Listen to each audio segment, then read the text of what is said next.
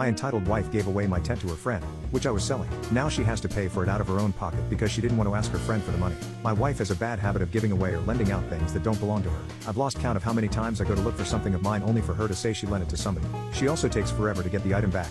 She once lent my stuff to a coworker and refused to ask for it back for a month. And I'll never forget the day my usually quiet, reserved son snapped at her for trying to give away his Nintendo Switch. If I wasn't also fed up with her behavior, I would have washed his mouth out with soap. I've had countless talks with her, but she continues to do this. My son and I have resorted to locking up anything we didn't want touched, which is something we shouldn't have to do in our own home. Last week I won a $300 tent in a raffle. I had no plans on using it, so I was selling it. When I found a buyer and went to look for it, I couldn't find it. When I asked my wife, she said she gave it to a friend of ours. I got mad at her and said she had no right to give it away.